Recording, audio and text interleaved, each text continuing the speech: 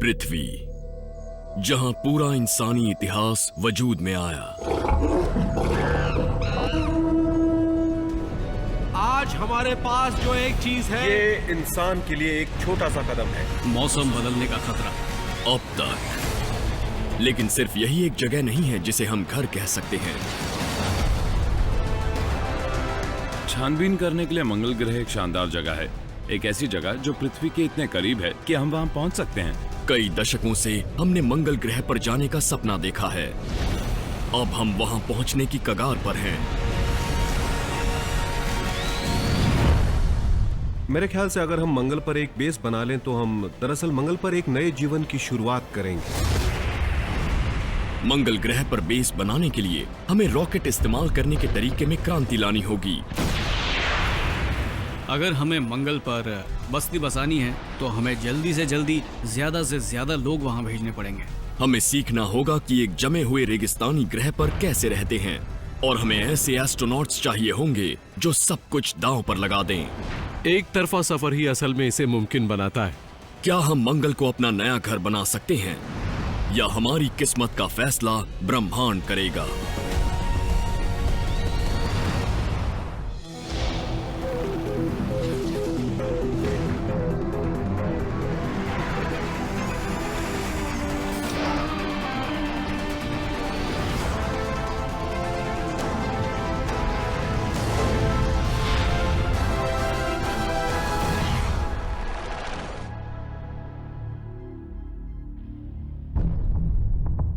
ये सौर मंडल की सबसे पसंदीदा खाली पड़ी जमीन है।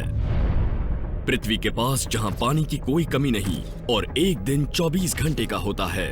लोग यहां जरूर रहेंगे। सवाल बस एक है, कब? ये उस क्रांतिकारी रॉकेट का डिजाइन है जो हमें वहां पहुंचा सकता है। 5, 4, 3, 2, 1, 0।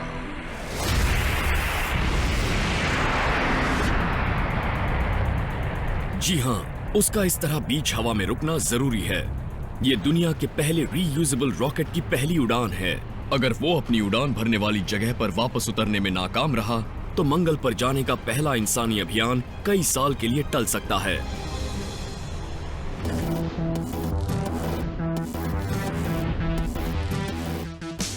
इसकी वजह समझने के लिए आपको उस कंपनी के बेजोड़ मकसदों को समझना होगा जिसने इसे बनाया है। स्पेसएक्स में नौजवान और टेक्नोलॉजी की समझ रखने वाले इंजीनियर काम करते हैं। उनके बॉस इलॉन मस्क पहले ही पेपैल और टेस्ला मोटर्स से 2 दिग्गज कंपनियों की बुनियाद हिला चुके हैं।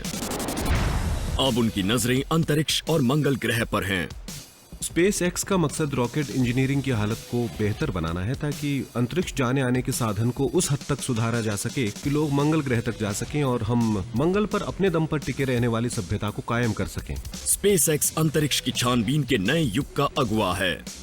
हम उन तमाम बढ़ती हुई निजी कंपनियों के साथ काम करेंगे जो अंतरिक्ष में जाना आसान और किफायती बनाने के लिए मुकाबला कर रही हैं। स्पेसएक्स पहले ही स्पेस स्टेशन को सप्लाई भेजने के लिए अमेरिकी सरकार से ठेका हासिल कर चुकी है, जिसमें दूसरे रॉकेटों पर कीमतें आधी कर दी है। लेकिन इलॉन और उनके इंजीनियर इससे आगे की सोच रहे हैं। उनका मानना है कि दोबारा इस्तेमाल के लायक रॉकेट अंतरिक्ष जाने की इंसानी पहुंच की काया पलट करेगा। अगर विमान दोबारा इस्तेमाल करने के लायक नहीं होते तो हमें सफर के लिए एक नया विमान खरीदना पड़ता और विमान से सफर करना बेहिसाब महंगा हो जाता। मुझे नहीं लगता कि रॉकेट को दोबारा इस्तेमाल करने की दिक्कत को सुलझाए बिना मंगल ग्रह पर किसी बेस को कायम किया जा सकता है। मंगल पर जाना एक मुश्किल लक्ष्य है क्योंकि वो बहुत दूर है, चांद से 1000 गुना ज्यादा दूर। वहां जाने के लिए एस्ट्रोनॉट को जरूरत पड़ेगी बहुत ज्यादा मात्रा में ईंधन और एक बड़े इंजन की। नासा के उस सैटर्न 5 रॉकेट से भी बड़े रॉकेट की जो 4 दशक पहले अपोलो के एस्ट्रोनॉट को चांद पर ले गया था। मंगल दूर है, इसीलिए हमें ज्यादा साजो सामान ले जाना पड़ेगा और उस सब से मास बढ़ जाएगा और फिर उसके लिए और बड़े रॉकेट की जरूरत पड़ेगी ताकि वो उस मास को वहां ले जा सके जहां आप जा रहे हैं। नासा का लक्ष्य इतना वजन उठाने का है जो मंगल के क्यूरियोसिटी रोवर से 13 गुना भारी है। एक मानव युक्त मंगल स्पेसक्राफ्ट एक सेमी ट्रक जितना बड़ा होगा। उस वजन को ले जाने लायक दमदार रॉकेट के नासा के डिजाइन को कहते हैं स्पेस लॉन्च सिस्टम या SLS। SLS 384 फुट ऊंचा होगा, स्टैच्यू ऑफ लिबर्टी से भी ऊंचा।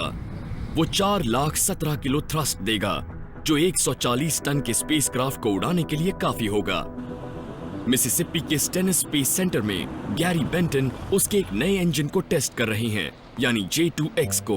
टेस्ट का दिन मुझे हमेशा से पसंद है क्योंकि इस दिन हमारी सारी मेहनत का फल मिलता है। हमने इस फैसिलिटी को तैयार करने और दूसरे पुर्जों को टेस्ट करने में कई साल लगाए, उस मुकाम तक पहुंचने में जहां हम इन इंजनों को टेस्ट कर रहे हैं। SLS उस सिस्टम का बड़ा अवतार है जिसने स्पेस शटल छोड़ा था। उसका शुरुआती चरण असल में एक जैसा है। जब रॉकेट लॉन्च पैड से उठता है तो उसके कोर स्टेज के इंजन जलते हैं और वो रॉकेट को करीब 1 लाख फुट ऊपर ले जाते हैं। लेकिन SLS में एक ऐसी खूबी है जो शटल लॉन्च में नहीं होती। इसमें अपर स्टेज के इंजनों का एक सेट है, वहीं J2X का काम शुरू होता है। SLS दरअसल शटल से ज्यादा शक्तिशाली है क्योंकि उसमें एक ऊपरी चरण है और वो पृथ्वी के निचले कक्ष से बाहर जा सकता है, जबकि शटल सिर्फ कक्ष तक जा सकता है। अपोलो मिशन के बाद नासा ने पृथ्वी के कक्ष से बाहर इंसान को नहीं भेजा है। SLS और J2X ऐसा कर सकते हैं और उससे भी कहीं ज्यादा। J2 उन अपोलो की उड़ानों के ऊपरी चरण को चलाने के लिए इस्तेमाल किया गया था जो चांद पर गई थी, और ये J2X उस इंजन का ज्यादा शक्तिशाली अवतार है। ये कक्ष में पहुंचने के बाद फिर से स्टार्ट हो सकता है, इसलिए ये ज्यादा वजन या दल को मंगल तक ले जा सकता है। महीनों की कोशिशों और तैयारियों के बाद अगर आज सब कुछ सही रहा तो ये J2X इंजन का आखिरी टेस्ट होगा। मुझे यही उम्मीद है कि ये बहुत कामयाब टेस्ट होगा और मैं ये देखने के लिए बेताब हूँ कि आज इंजन क्या करेंगे। हम उसे लोअर पावर लेवल या इस स्तर पर उतने लंबे समय के लिए चला रहे हैं जितना पहले कभी नहीं चलाया। ये टेस्ट 125 सेकंड तक चलेगा। पहली दिक्कत ये है कि इंजन को पूरे 125 सेकंड तक काम करना होगा।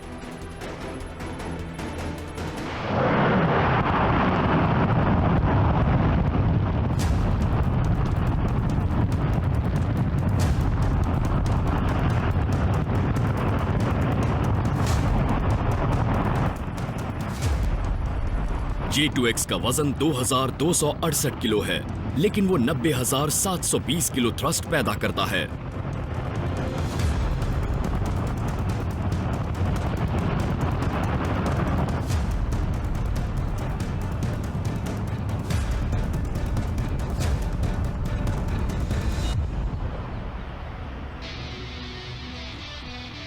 इंजन पूरे समय चला 2 मिनट 5 सेकंड तक, जैसा सोचा था। देखने और सुनने के बाद लगता है सब कुछ बढ़िया रहा। आज नासा अपने SLS और ऐसे रॉकेट को पूरा करने के एक कदम करीब पहुंच गया है जो एस्ट्रोनॉट को मंगल पर भेज सकता है। पूरा होने के बाद SLS पृथ्वी पर सबसे बड़ा और सबसे शक्तिशाली रॉकेट होगा, लेकिन वो सबसे महंगा भी होगा।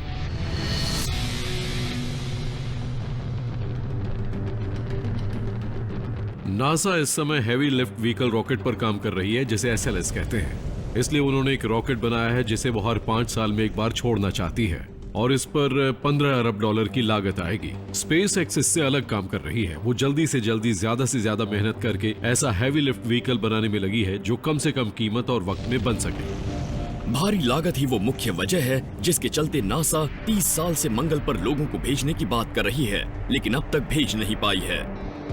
स्पेस एक्स का दोबारा इस्तेमाल करने के लायक रॉकेट उस लागत को बेहद कम करके मंगल को हमारी पहुंच में ला देगा। दरअसल होता यह है कि एक बड़ा सा रॉकेट होता है और उसके सबसे ऊपर एक कैप्सूल होता है जिसमें या तो लोग या कोई पेलोड या सैटेलाइट होती है। अब असल में सिर्फ एक चीज जो अंतरिक्ष में जाती है और लगातार इस्तेमाल होती है वो वही कैप्सूल होता है। अब आप सोचेंगे कि बाकी के रॉकेट का क्या होता है, तो वो बस वायुमंडल में जल जाता है और हम वही बदलने की कोशिश कर रहे हैं कि वायुमंडल में जलने के बजाय हम उस पूरे रॉकेट को दोबारा इस्तेमाल करके फिर उड़ाना चाहते हैं। स्पेसएक्स के नए फाल्कन 9R को ऐसे बनाया गया है कि वो अपने पेलोड को छोड़कर फिर वापस अपने लॉन्च पैड पर आ सके और कुछ ही घंटों के अंदर दोबारा ईंधन भर के फिर उड़ने के लिए तैयार हो सके। डिजाइन दल अब फाल्कन 9R की बेहद अहम पहली टेस्ट फ्लाइट होने तक दिन गिन रहा है। उनकी चुनौती है 300 टन के उस रॉकेट को सही सलामत ठीक जगह उतारना, जिसे शुरू में सिर्फ ऊपर जाने के लिए बनाया गया था। मेरे लिए अहम बात है सटीक लैंडिंग, और अगर आप सोच कर देखें तो ये रॉकेट वायुमंडल में सही सलामत दाखिल होने और उड़ने के लिए नहीं बनाया गया था। इसमें विंग नहीं होते और इसीलिए हमें ऐसा तरीका ढूंढना है कि ये वायुमंडल में से होकर उड़ सके और वापस खुद ठीक उसी जगह पर उतर सके जहाँ से वो उड़ा था, वो भी बिना इंसानी मदद के। अच्छा, तो ये है वो जगह जहाँ लेग शुरू होंगी। यहाँ पर उन्हें लगाया जाएगा एयर कवर और फिर लैंडिंग लेग लगाया जाएगा। एक रॉकेट को दोबारा इस्तेमाल के लायक बनाना बहुत बड़ी चुनौती है और हमें उसे बहुत मजबूत बनाना पड़ेगा। हमें ये भी ध्यान रखना होगा कि वो बहुत भारी ना बने, क्योंकि रॉकेट उद्योग में वजन ही सब कुछ है। फाल्कन 9R में न सिर्फ लेग लगाई जाएंगी, बल्कि एक पेचीदा गाइडेंस सिस्टम भी लगाया जाएगा जो उसके रॉकेट के एंगल को इतने सटीक तरीके से मार्गदर्शन देगा कि वो सही जगह पर लैंडिंग कर सके। लेग सेंसर्स का क्या हुआ? वो किस लिए? लैंडिंग के लिए। इस बात का ध्यान रखना होगा कि वो वक्त पर मिले, किस समय उनकी जरूरत पड़ेगी। मेरे ख्याल से घबराहट होने की कई वजह हैं। ये एकदम नया लैंडिंग सिस्टम है। अब विकास के 2 साल से ज्यादा वक्त के बाद टेस्ट का दिन आ चुका है। 3, 2, 1.